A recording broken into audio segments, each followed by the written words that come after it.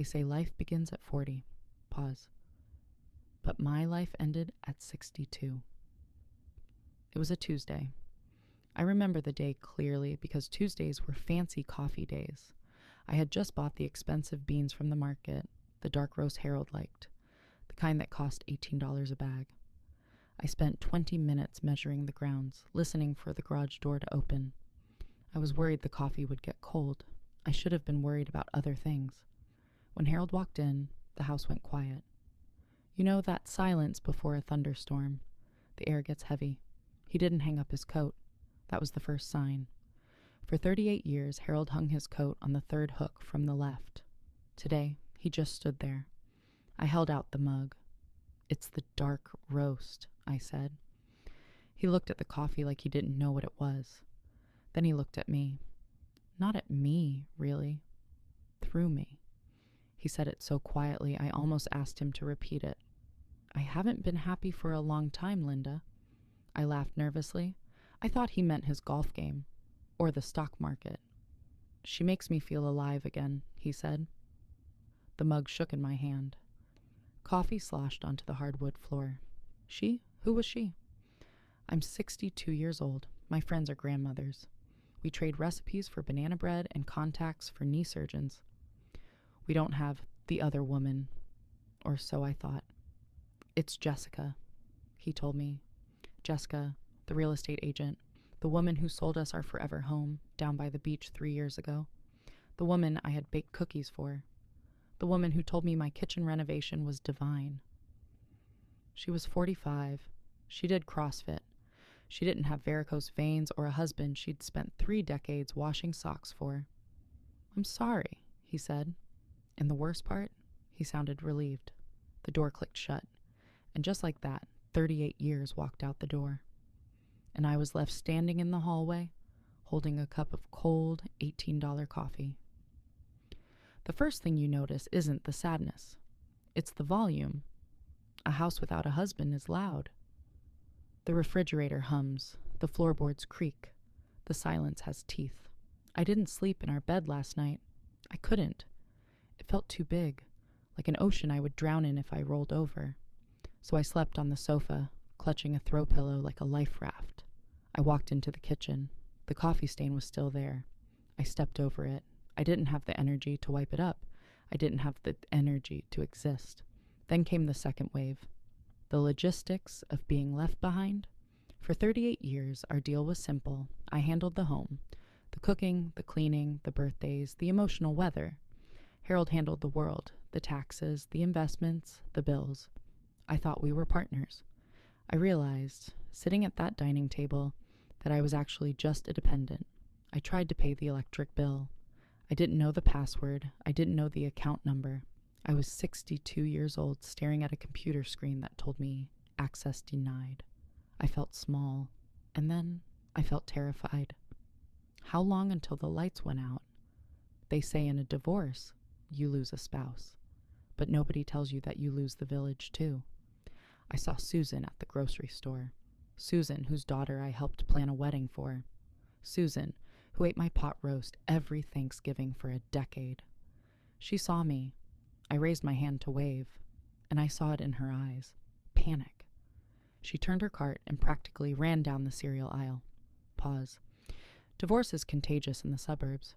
People treat you like you have a virus. They didn't want to catch my bad luck. Or maybe they just chose Harold. He was the fun one. I was just the wife who made sure the coasters were used. I stopped going out. I stopped answering the phone. Not that it rang much anyway.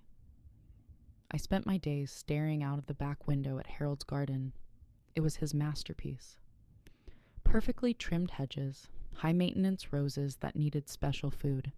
It had been 6 weeks since he left. The garden was dying. The weeds were choking the roses.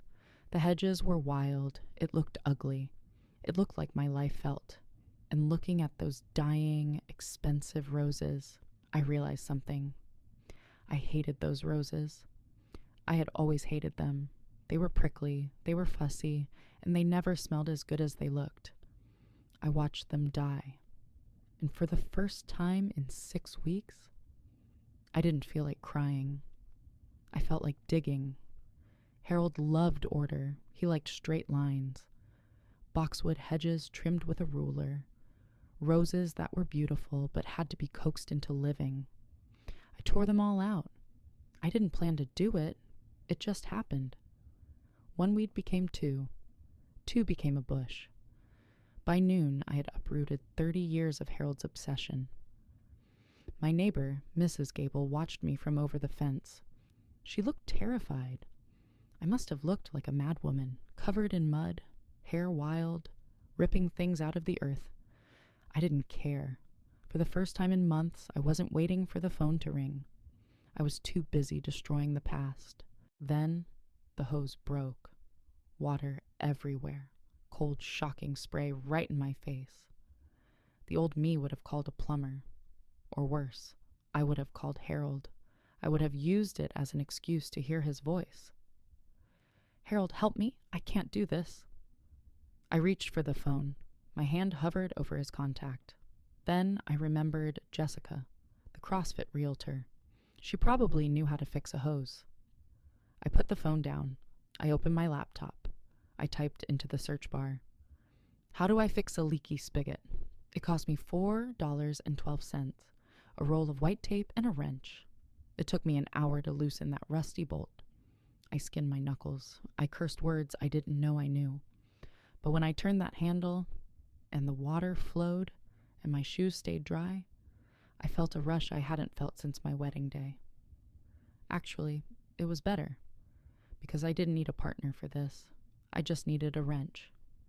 I stood there, soaking wet, laughing at a hose.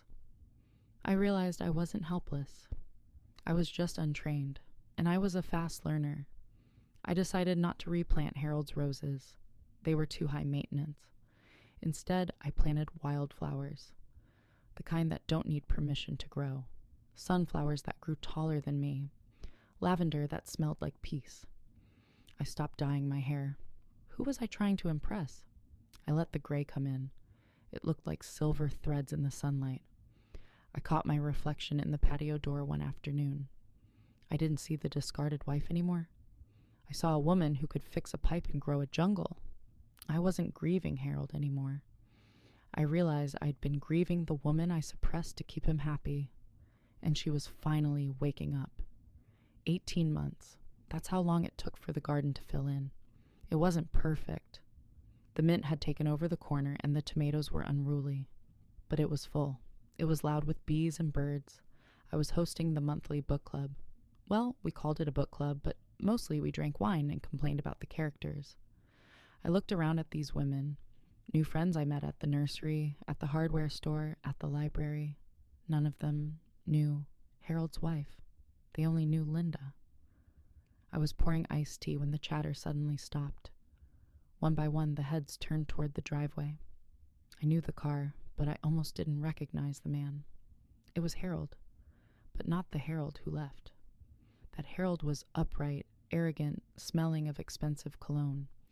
This Harold looked gray. His shoulders were slumped. His shirt, a shirt I used to iron perfectly, was wrinkled at the hem.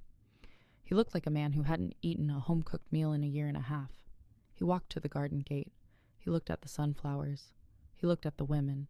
Then he looked at me. I walked over. I didn't feel my heart racing. That surprised me. I just felt curiosity. "Hello, Harold," I said. He blinked. "Linda, you look different." "I am different," I said. He looked past me at the overgrown flower beds. The old Harold would have had a fit. "The yard," he said, frowning. "It's chaotic. Where are the boxwoods?" "Gone," I said. I dug them up. They didn't bloom. "It looks wild," he said. I smiled. "It looks alive." He went quiet. He looked at the house behind me, the house he paid for, but the home I had built. "Jessica hates gardening," he said suddenly. "She hates dirt." I didn't say anything. I didn't need to. "It's exhausting, Linda," he whispered, trying to keep up. The gym, the protein shakes, the noise. He looked at me with puppy dog eyes, the same eyes that convinced me to marry him 40 years ago, but they didn't work anymore. "I was thinking," he said, his voice cracking just a little. Maybe we could go get coffee. There's that place you like. The one with the expensive beans. For 38 years, I would have killed for this moment. Harold standing there, needing me. Harold admitting he made a mistake. I looked at his shoes. They were scuffed. I used to polish them every Sunday night while we watched 60 Minutes. I felt a tug in my chest. It was the old muscle memory, the instinct to fix him, to smooth his collar, to make him that coffee and tell him everything would be all right. It would be so easy to open the gate. He was offering me my old life back, the security, the status, the Mrs. Harold Miller identity. But then I remembered the coffee, that $18 dark roast. I remembered how bitter it tasted. I remembered how I had to put 3 sugars in it just to get it down, because Harold didn't believe in weak coffee. I looked at him, and for the first time, I didn't see my husband. I saw a guest who had arrived at the wrong party. "That sounds nice, Harold," I said softly. His eyes lit up. "It does?" "It does," I said. "But I don't drink that coffee anymore." He frowned. "Since when? It's your favorite." "No," I said. "It was your favorite. It always gave me heartburn." I gestured to the women on the patio behind me. "I drink herbal tea now, and I grow my own mint. It's messy, but it's sweet." He didn't fight for me. He never did. He just nodded, got in his car, and drove away. I watched him go. I waited for the grief to hit me. I waited to feel like a divorced woman. But I didn't feel divorced. I felt light. I turned around. The garden was glowing in the sunset. My friends were waving at me, holding up a glass of wine. They say life begins at 40. They were wrong. Life begins when you stop waiting for someone else to open the gate. "Who was that?" Susan asked when I sat down. I took a sip of my tea. It was perfect. "That?" I said. "That was just someone I used to know."